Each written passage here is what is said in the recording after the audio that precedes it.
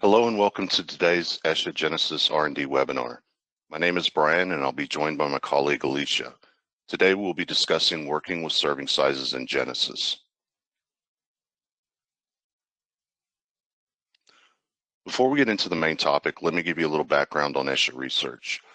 ESHA was established in 1981 and has grown from offering one of the first nutrition and labeling software solutions to a full suite of products and services, including Genesis R&D Foods, Genesis R&D Supplements, the food processor for dietary analysis, and our consulting services that provide labeling services, formula review, and expertise for customized projects. Genesis R&D Foods was introduced in 1991 to help address the needs for convenient formula analysis and formatting of NLEA food labels for regulations. Over the years, Genesis has remained the go-to standard for product development, recipe analysis, and nutrition fact creation, as well as restaurant menu analysis and reporting. We offer label modules to prepare compliant labels for the US, Canada, the EU, and Mexico. Today we'll be demonstrating Genesis Foods version 11.10. If you have any questions about your license or account, please contact the ESHA sales team at sales@esha.com. Throughout the year, we'll cover additional topics. Upcoming webinars include on July 14th, during which we'll discuss the FASTER Act that has added sesame as the 9th U.S. major allergen. August 11th, talking about moisture adjustment with a focus on baked products. September 15th, we'll cover organizing your database, items, and files within Genesis using the groups and attribute settings. You can register for these and additional webinars on the ESHA website in the Events tab. From there, you can also access previously recorded webinars. As always, this webinar is being recorded, and you will receive a link to the recording as well as a slide deck following the webinar. Please note that if you have any questions, send those in right away via the GoToWebinar control panel. Don't wait until the end. We have colleagues standing by ready to help with your responses to your questions. If we don't happen to get back to you during the webinar, we'll follow up with you directly. Today we'll discuss using the proper resources for determining serving sizes, such as the RACC for US labeling, stating serving size information on the nutrition facts label, when to use a dual column label, how servings per container is expressed, working with recipe and label settings in Genesis to set serving sizes for your labels, and we'll end with a Q&A. Now I'm going to turn it over to Alicia to show you how it works. Thank you, Brian. So yes, as mentioned, today we're talking about serving sizes, how to determine serving sizes for your products, and how to set the serving sizes for recipes and labels in Genesis. The serving information that you see on the nutrition facts label in the US is based on typical amounts that Americans consume. Some countries report nutrition information per 100 grams or 100 milliliters, but in the US, we see serving sizes declared in household measures that differ based on the food type. The FDA does instruct us on how to establish the serving information that should be listed on the nutrition facts label. So that's what we'll talk about today.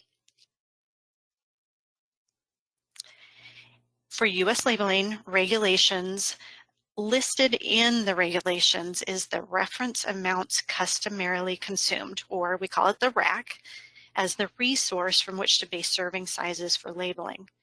The RACC lists foods by group, reference amounts that have been identified through national surveys as common portions consumed. So they're not recommendations, they're based on what average Americans tend to eat. And the RACC includes label statements, providing us with direction on how to express the serving size on the label.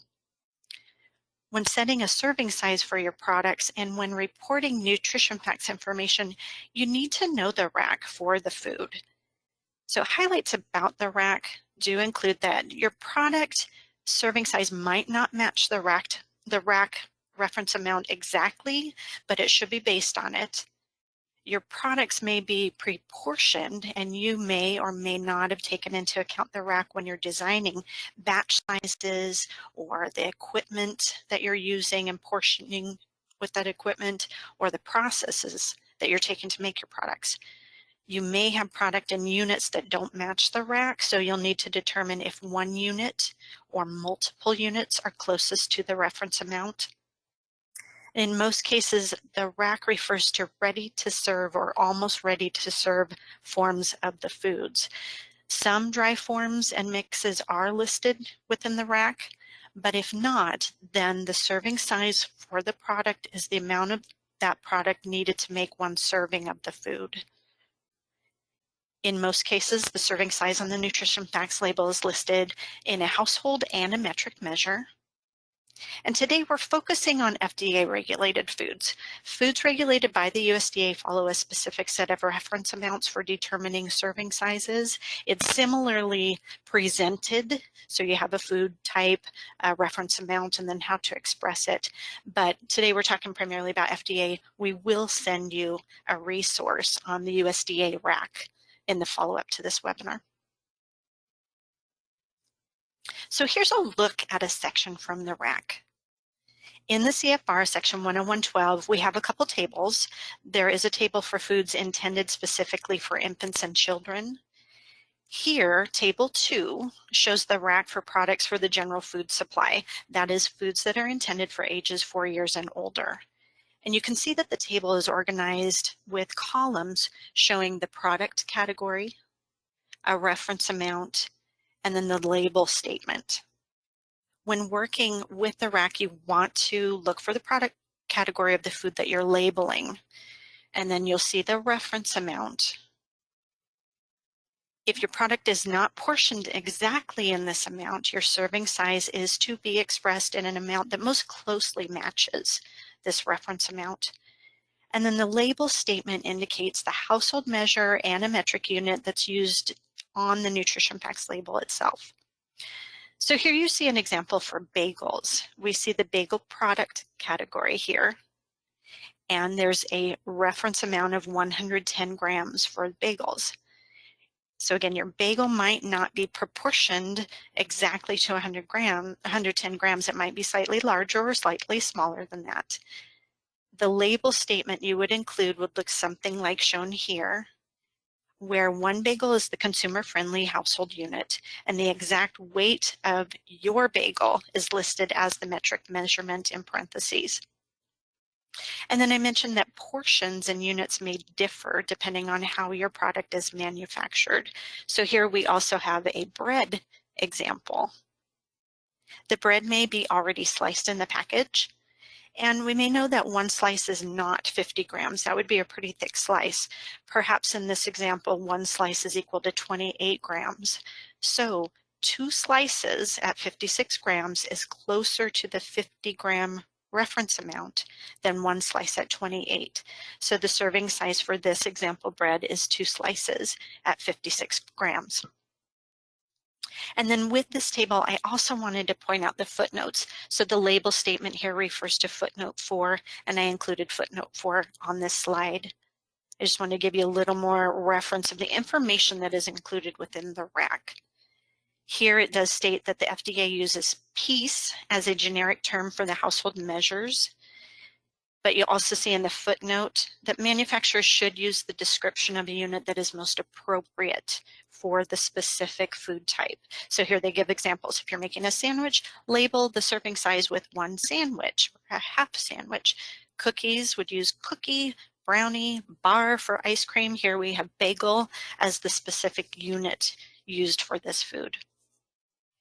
And again, if the form of your product isn't mentioned, like a dry mix, then the serving size for a dry mix would be the amount of the dry mix that it takes to make the prepared food. So with an example of brownies, if you have a dry brownie mix, what is the amount of the dry brownie mix that it takes to make a 40-gram prepared brownie? So keep all of those things in mind when you're working with and setting your servings. In the RACC, some foods express serving size in terms of volume. and some are expressed in terms of weight. So again, pay attention to the product categories and the reference amounts. Here you can see beverages are strictly expressed in volume. So for the beverages listed here in this section of the rack, see the reference amount at 360 milliliters and the label statement that lists 12 fluid ounces and the milliliters is in parentheses. Note that some of the label statements also in this near section, in the cereal section, includes label statements in a volume weight like cups, but the metric amount is listed in weight, in grams. You know, we can pour cereal because it's typically in small pieces, but we list the metric unit as weight because cereal is a solid food. And you can see the examples here as well of different types of cereals because they have different densities. 1 cup of puffed cereal weighs less than 1 cup of a denser cereal. So there are different reference amounts within some categories based on the density of the food. The regulations describe use of the household and metric measures in detail. So there's much, much more detail going on within the CFR and within the RACC information than we can have time to present today. But I want to discuss some specifics on the units to use. For, again, most packages, we see the household measure and the metric unit listed, something like you see here, like 1 cup, 245 grams in parentheses, or 12 fluid ounces, 360 milliliters. So volume to gram or fluid ounce to milliliters, both of those household and metric units listed. For the serving size, the household measure is what speaks to consumers. So it's using familiar terms that consumers can easily understand. The metric unit may or may not be as commonly recognized, but it is presented to provide context and consistency. So again, different foods have different densities, and a gram weight or a milliliter helps us associate or compare foods using those common units. Units might be standard measures like tablespoons, cups, fluid ounces, or ounces, or again, the units might be more descriptive of the food as appropriate, so using slice, piece, roll, cookie, etc. We see tablespoons and fractions of cups used in a logical manner, meaning you wouldn't want to use 4 tablespoons when you would use a 1/4 cup. So think about those conversions and how to present fractions and small versus larger units. For single serving containers, the description of the package or the container itself might be used. So we might see 1 can or 1 bottle, box, pouch, etc. And for volume, again, cups, tablespoons, teaspoons are typically used except for liquids that we see, things like beverages, we see the juices, syrups, those use fluid ounces as the household measure. So again, pay attention to those product categories and then the reference amounts and the units used for each. Fractions of the whole can be used. An example of single unit versus a fraction might be when you have a pie. If it's a pre-sliced pie, the household measure would be 1 slice. The consumer is already provided with the serving. But for an uncut pie, the serving size would be the fraction of the whole, so such as 1/8 of a pie. And weight and ounce, we may see that used if a standard unit or another description just doesn't describe the food appropriately or just isn't a good fit. So sometimes we might see a visual reference used, such as 1/2 pickle or an inch cube of cheese. So descriptive visual references can be used for some foods. If you do choose to use abbreviations for standard units, the CFR does indicate the abbreviations to be used. So we have things like TBSP for tablespoon, and you can see the other suggested or really the FDA's abbreviations that we are to use here. And for labeling purposes, the CFR also lists the following definitions and conversions for household to metric measures. So you can see for labeling purposes in the CFR, 1 teaspoon means 5 milliliters, tablespoon 15 milliliters, etc. And then just note about ounces, weight, net or ounce weight, talking in terms of weight, we use ounces or OZ. And that is different from fluid ounces. 1 ounce weight is defined as 28 grams. And again, it's used as a metric unit for weight information. 1 fluid ounce, as stated here, is equal to 30 milliliters. And that's used as a volume measure for items, again, like beverages, juices, and syrups. So just be sure to differentiate between ounce weight using OZ versus fluid ounces using FLOZ. And for some foods, when stating a consumer-friendly household measure, you could choose from several descriptions. So I just wanted to provide this example. With this brownie here, we might think of a brownie as a piece of a whole batch. So at home, we bake a batch of brownies and we cut it ourselves, so a piece of a whole thing. But when sold pre-cut, we have one individual brownie. This particular brownie has a dividing mark in the center and it's bar shaped. So you see all of these possibilities that you could consider. But again, what would the consumer find the clearest as opposed to what would be consuming or confusing to the consumer? So in this example, 1 brownie might be the best option to use as the household unit.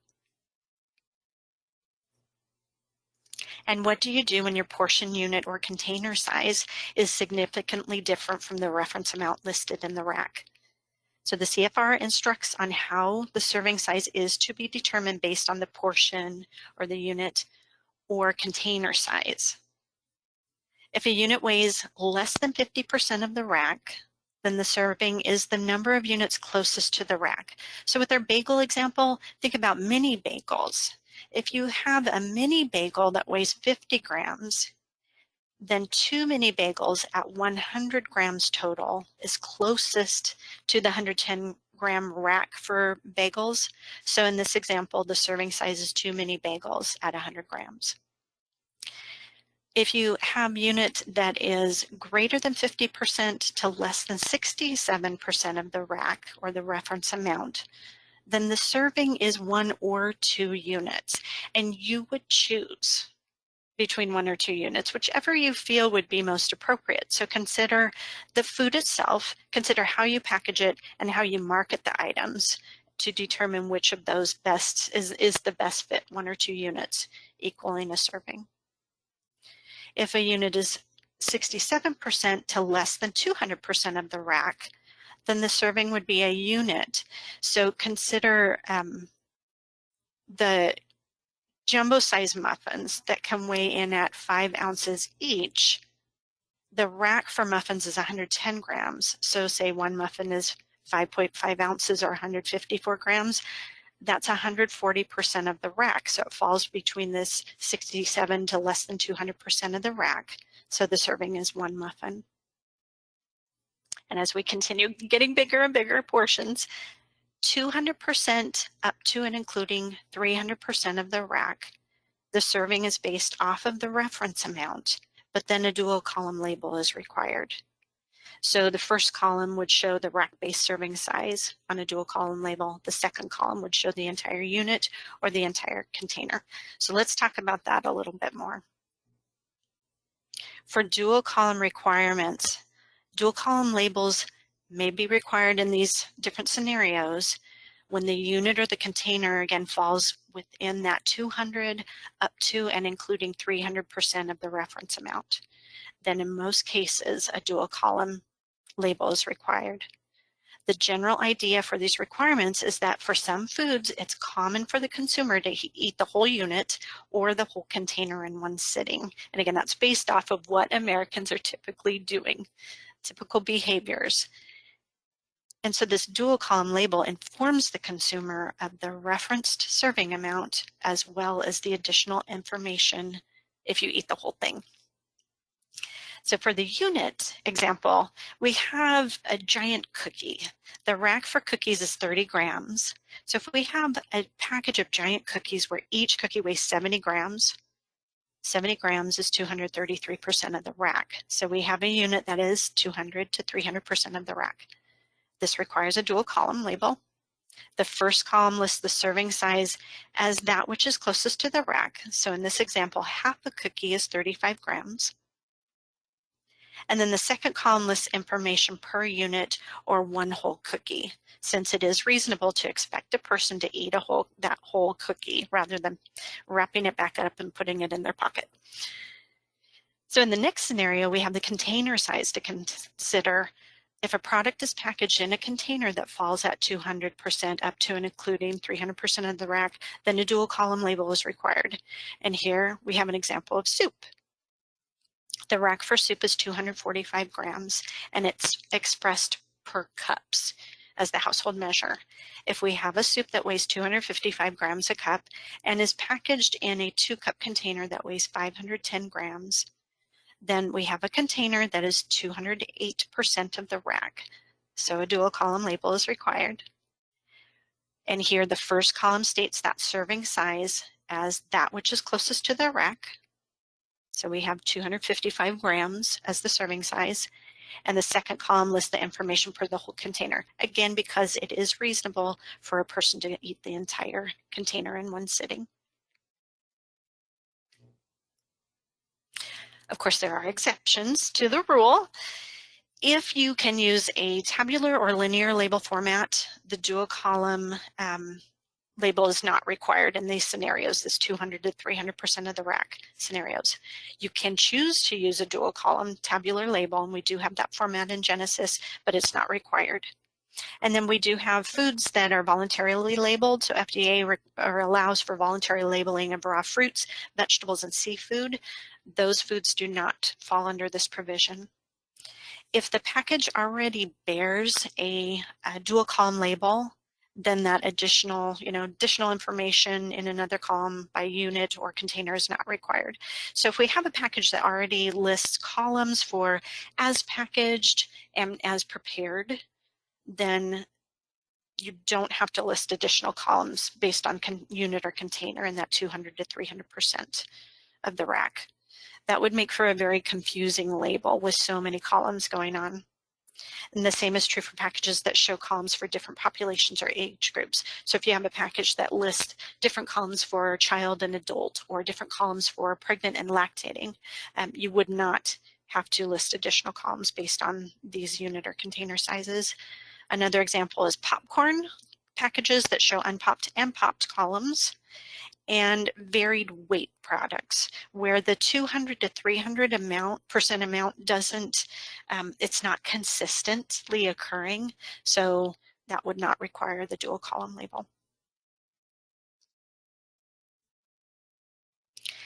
And then we have servings per container. Servings per container is based on the net contents of the container and the container size. So typically, you might just divide the container size by the serving size and see how many servings you get. Servings per container is rounded to the nearest whole number, except when the servings per container falls between 2 and 5, then we are to express it to the nearest half serving, such as about 2.5 servings. And rounding between 2 and 5 servings should be indicated with about in the servings per container information, such as about 3.5 servings. If the package weight varies, then the term varied can be used for servings per container. The example given here is with cheeses. So we might see cheeses packaged in varying sized chunks or wedges, and the servings per container would vary. The serving size itself would be consistent, but the servings per container may vary depending on that each packaged weight. So in that case, you could say varied servings per container. And we know products and containers come in all shapes and sizes. So depending on how you approached your product, your experience with the servings and servings per container may be smoother or more pained. So you just want to keep in mind that idea of the rack, know the rack or the reference amount for your foods when you're developing your products. You might have a smoother time designing portions, designing packaging, and working with the labels if you already have that idea of what is the reference amount for your food products. So now let me jump into Genesis and I'll show you how to work with these settings and some of the options, the display options here. So when we open Genesis, we can create a new recipe. And we covered this more earlier this year in Creating New Recipes webinar. If you need more information, you can certainly refer back to that webinar. But if I just go to File, New Recipe, or from the main ribbon here, New and Recipe, then Genesis opens up this screen where I want to name my recipe here, and then the very next step I have is selecting the serving size. So I can do that in a few ways. One might be if I know my total batch makes so many servings, then I can indicate using a recipe makes so many servings and just type in however many that might be, whether it's a small amount or very large. Or if I know the amount of my serving, say I've referred to the rack and I know I want to set this recipe to a specific weight, then I could enter the weight of each serving. So a serving weighs so much weight. And here there is a drop-down menu, so maybe I know the ounce weight, or most often it might be working in grams, again based on the reference amounts presented in the rack. And then we do have a serving is. So this is going to equate a unit of measure, and I'll talk about that in just a few minutes. Here we would need to tell Genesis an equivalent, a volume to weight equivalent, or a unit to weight equivalent. So there's some translation there. Personally, I most often work in this as serving weighs an exact amount, just based on the recipes and the types of foods that I work with. I am going to close out of this and then go to an existing recipe. So again, File, Open Recipe, or from the main ribbon here, Open Recipe. And let's find an existing one so I don't have to enter all of my ingredients. So here we have a bread recipe. I've entered in all of my ingredients. And if I open a recipe, I'm at the Recipe tab to see the serving information, like I would with creating a new recipe. I just go to Edit Recipe, and it opens up that same screen. I see my recipe name here, and then the serving size options. So here I've already selected that one serving weighs 50 grams. What I may want to do is add measures, like I mentioned. So add additional units that help describe the household units that I would want to see or just know about my recipe. So here, based on the information, I said I was serving weighs 50 grams, so I do have a default one serving equals 50 grams. I want to enter slices. So go to the Edit Measures button and then Add. Brings me to the screen where I can select from pre-populated units here in Genesis. So if I just choose Slice, and here again, we know that a 50-gram slice would be pretty thick. So here I'm saying 2 slices is equal to my 50-gram weight. And I can save that, and that adds another unit and saves my household measure information for this bread. So from here, let's view the label. And this is typical that when you open a label for the first time, you might see, you'll see a label that is pretty well formatted, but there's certainly some information, especially the serving size and servings per container information, that is not complete. This would not be a compliant label, so we need to fill that in.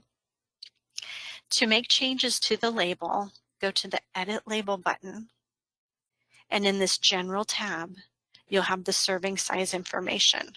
So if you just expand serving size, depending on the labeling modules that you have or the labels that you need to be producing, you might populate all 3 languages, English, French, and Spanish here, or for this purpose, I'm just labeling for US, creating a US label. So I'll enter 2 slices as my serving size. So notice that it brought in 2 slices, my household measure equals 50 grams, which is the serving size that I set in the recipe. And again, just let me stress this, the gram weight that is automatically pulled in is based on the serving size that you set when you created your recipe or in the Edit Recipe options here. So know that the nutritional information is connected to this number. And you want your household measure to be in agreement with that number. We have had folks that call in and say, these numbers don't look right for my serving size. Just make sure, again, that whatever you're typing in as text here is in agreement with this amount determined by your recipe, and then your nutritional information will be in line.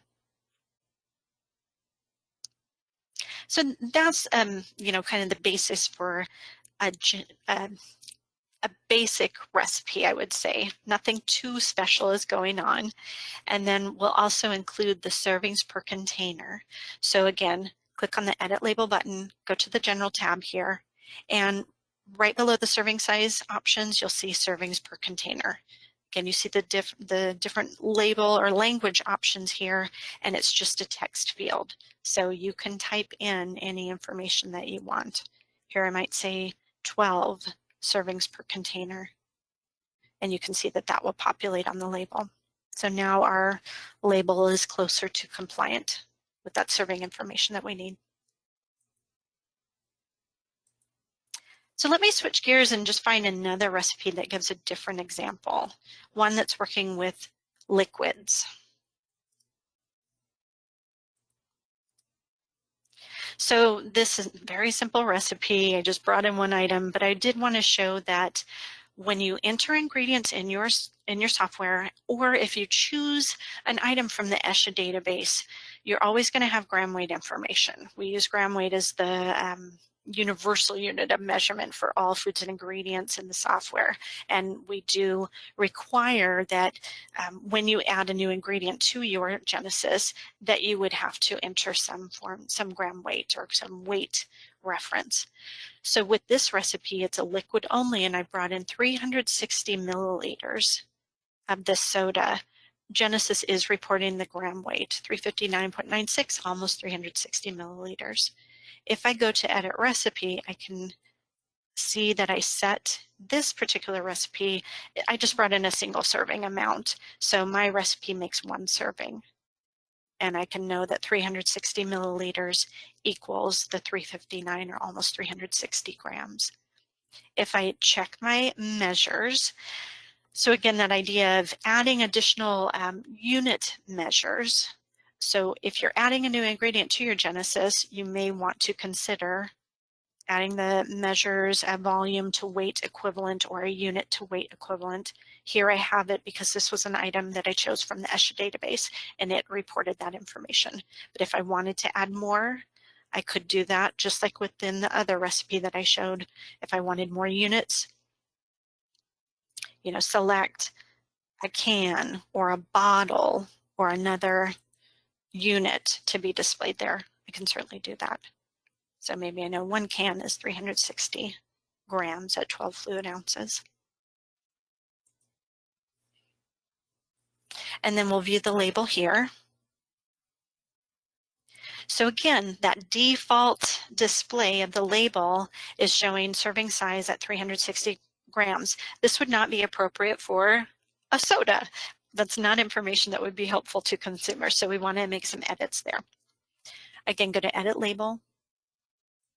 And here, the serving size information, there are a couple of things that you can do here. So I might want to state my serving as 12 fluid ounces. And then, because I wouldn't be appropriate to report grams, I can switch the serving size unit of measure because I have volume to weight measures in my software. So I can choose milliliters rather than grams to list of my serving size. So I just showed that, and I can see 12 fluid ounces is 360 milliliters. And then my servings per container, I have it hidden. I'm going to unhide that. This is how it would commonly be seen. And then for whatever container size I might need to list here. So just like with the bread recipe, I could enter in 12 servings per container, or whatever is appropriate for that food. One other option to show you within the serving size is, again, this is text, so if needed, you could edit that to anything that you need, and you can hide this calculated serving size. So the gram weight or the milliliters, you can get rid of that automatic reporting and instead use this text line if you chose to do so. But again, if you hide that calculated unit, I just want to stress again, whatever the serving size that you're reporting on your label needs to be in agreement with the nutrition information reported there. So use caution if you choose to hide that information. Be sure that this is correct.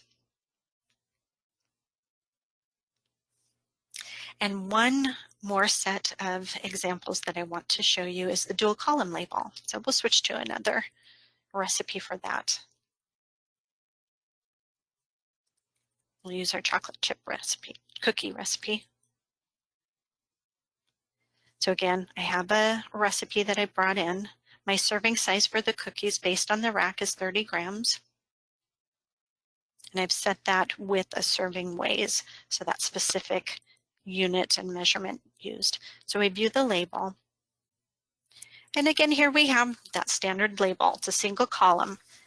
But if I know that my packaging is going to require a dual column label, either because of the unit size of the cookie or the container size, I'll need to make some changes here. So again, go to Edit Label. And in this General tab, under Style, we can change that from the standard vertical to the dual column standard single recipe option. Note that there is a tabular option. Again, that could be used, but if a product qualifies for the tabular, it may not be needed on packaging, may not be required under the exemptions. But if I just change it to a dual column label, you can see a couple things are happening here. One is my serving size and servings per container needs to be filled in. I have two columns, but they say the same thing, so I need to make some edits there. If we start with the container example, say that my serving size here is that they're small cookies, and I have 3 cookies equaling 30 grams. So I'll type that household measure in my serving size information here.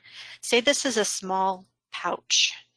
So it is reasonable that someone could eat the full pouch or the full container in one sitting. So I'll enter my servings per container, about 2.5 servings per container, and 3 cookies equals 30 grams. So then I need to make the change to this column, the container column, so that it makes sense for one and it reports the correct information. So again, Edit Label in this general section. Down in the bottom section here, we have dual column options. And so we want to change the quantity for the container size to 70. Here it's a 70 gram container. So by doing that, then it's adjusting the nutritional information for that second column. So we have our serving size is 3 cookies, 30 grams per serving. We have the nutritional information listed here. And then per container, we have the full package that could be consumed. And we're listing both sets of information. If we change that example to the per unit information, then with the giant cookie example, say here 1 cookie weighs 70 grams. So I know that 70 grams is greater than 200% of the rack. My closest measure to the 30 gram rack is a half a cookie. So here I'm going to do a serving weighs 35 grams. That's my half cookie portion. When I update that, it's going to change the gram weight here. Serving size then becomes a half cookie. And then I'll change my servings per container. We'll just set that at 12, seems to be the favorite number there. So make those changes. So now we have half a cookie is 35 grams, but we need, that is the unit. So per serving, it adjusted based on my 35 gram size. And then we need to describe this a little clearer. So the second column, the heading can be changed. The header can be changed with either of the columns and you just want to be sure that it's clearly describing your product. So we can change that second heading to 1 cookie, and then it updates on the label. So I have serving size, the column for that information, 1 cookie gives us double that. So those are our dual column settings for that. So I hope this gives you a good base for determining your serving sizes and working with the label information. Again, there's so much more in the regulations in the RACC itself. So please be sure to refer to the RACC itself and look for your product categories. So now I'll turn it back to Brian. In addition to the webinar that we presented here, we also offer formal instruction on the software. The Genesis R&D training classes dive much deeper into working with the software, features, and discussion on regulation and specific scenarios. We offer 2-day professional and 1-day advanced level courses, or combine these into a 3-day class option. Typical training covers the fundamentals of using Genesis R&D, as well as FDA label creation and regulations. The advanced day builds upon the features and topics covered in the professional class and can be attended as a single-day option if you've already attended the professional level course. We have upcoming classes offered in June and July. You'll also find additional dates of upcoming trainings scheduled for later in the year. If your organization needs to arrange training for your group and specific needs, please contact training@esha.com. At this time, all training sessions are online events. You can stay in touch with ESHA in a variety of ways. Refer to these contacts to reach out to your sales, support, and consulting teams. We also invite you to join us in the ESHA LinkedIn community, and you can find additional resources and subscribe to our blog and newsletter on the ESHA website. Now we're going to cover some of the questions that have come in. Question 1, what if I don't know the weight of my liquids? That's a great question and fairly common, especially for those liquids that we get from suppliers and they may not give us density right there on the spec sheet. So one option would be to weigh the liquid, take a physical weight yourself and notate that. Another would be to, of course, contact the supplier and see if they can provide density information or any volume to weight information that you could use, or perhaps find a an item in the database that has a similar consistency. So water, water has an established consistency, so it's safe to use that, but you do want to make sure that it's a very similar and reasonable substitutable type ingredient if you're looking for a similar one.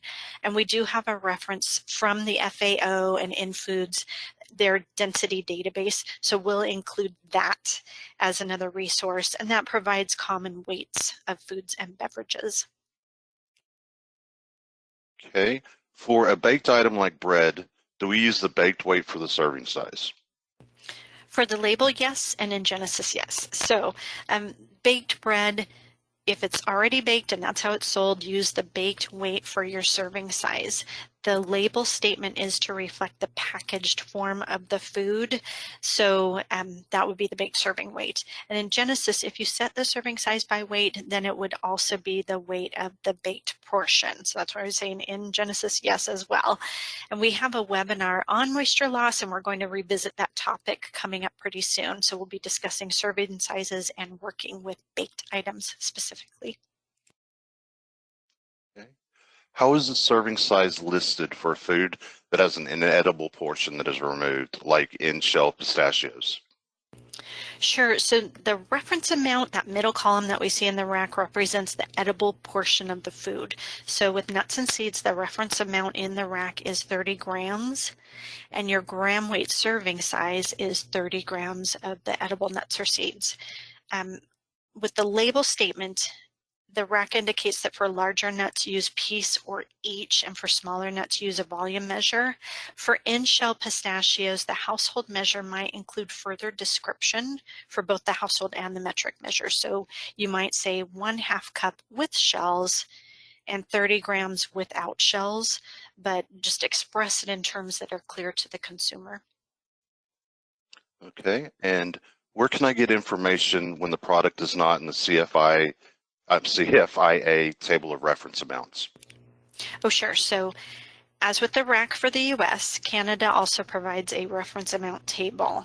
And like the US and Canada, if your product is a mix or unprepared form of a food like a dry mix, then the amount of mix needed to make one finished serving of the food is your serving size. But for some categories, the reference amount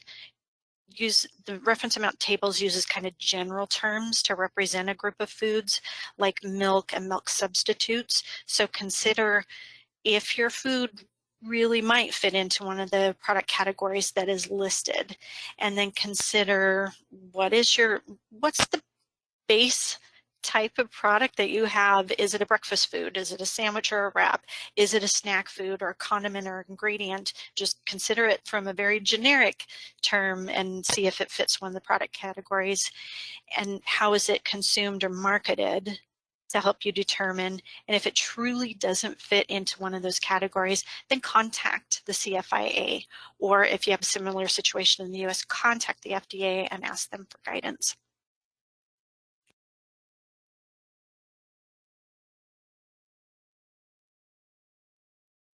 Looks like that's about all we have time for. As we mentioned earlier, you will be receiving a link to the presentation. And again, any questions that you have, we will get to and get back to you personally on these. Thank you very much for your time, and this will be the end of this webinar. Thanks.